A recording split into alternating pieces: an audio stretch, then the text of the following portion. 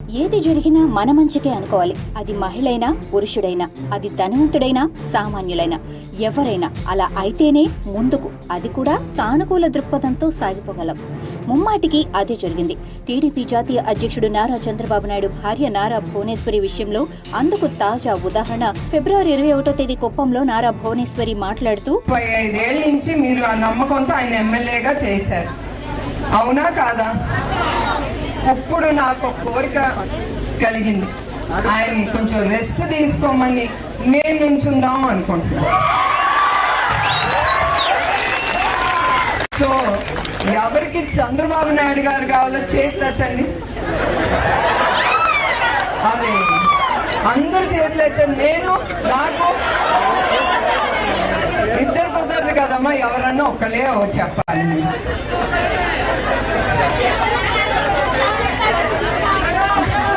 నేను ఇది ఊరికనే అంటున్నాను, నేను ఏది చేసినా నా మనసుకి తోసేది నేను చేస్తాను. నాకేదో ఈ పోస్ట్ కావాలి ఆ పోస్ట్ కావాలని మాత్రం కాదు, నాకేం అక్కర్లేదు. మా ఆయన నన్ను బాగా చూసుకుంటారు. నేను చాలా సంతోషంగా ఉన్నాను నా కంపెనీలో. ఇట్లా మిమ్మల్ని అందరినీ తప్పకుండా కలుసుకుని నేను సంతోషం. జోక్ చేశానంటూ సభలో నవ్వులు పోయించారు. నారా భువనేశ్వరి ఎవరు? చంద్రబాబు నాయుడు భార్య. నారా భువనేశ్వరి ఎవరు? నారా లోకేష్ తల్లి. నారా భువనేశ్వరి ఎవరు? Heritage company MD. Nara Bhuvaneswari ఎవరు? ఎన్టీఆర్ కుమార్తె. ఇది దాదాపు కొన్ని మాసాల క్రితం వరకు.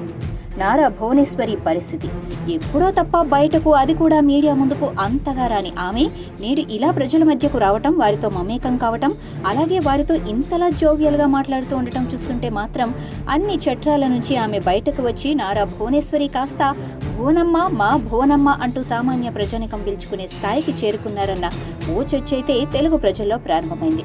నాడు ఇంటికే పరిమితమై హెరిటేజ్ ఎండీగా ఎన్టీఆర్ ట్రస్ట్ ద్వారా ఎన్నో సేవా కార్యక్రమాలు చేపట్టిన నారా భువనేశ్వరి నేడు భువనమ్మగా ఎదిగి ప్రజలతో మమేకమవుతున్న తీరు పట్ల సర్వత్రా సంభ్రమాశ్చర్యాలు సైతం వ్యక్తమవుతున్నాయి.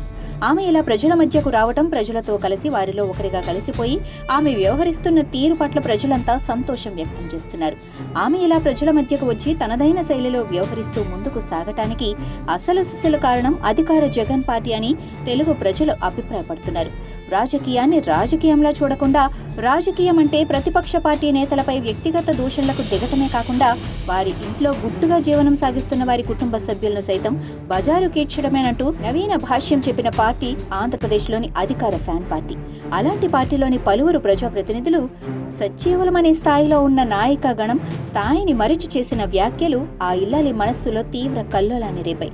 దాంతో ఆమె పడిన మనోవేదన వర్ణనాతీతం. అలాంటి సమయంలో సైతం తన మనస్సుకు తానే సర్ది చెప్పుకుని మొక్కవోని ధైర్యంతో ముందుకు అడుగు వేసింది. అలా ఆమె వేసిన అడుగు అలా ముందుకే పడింది, కానీ వెనకడుగు వేయలేదు. పడలేదు సరికదా, ఆ అడుగు ఎక్కడ ఆగలేదు. ఆ క్రమంలో జగన్ ప్రభుత్వం టీడీపీ అధినేత చంద్రబాబుపై మరోసారి జూలు విదిల్చింది.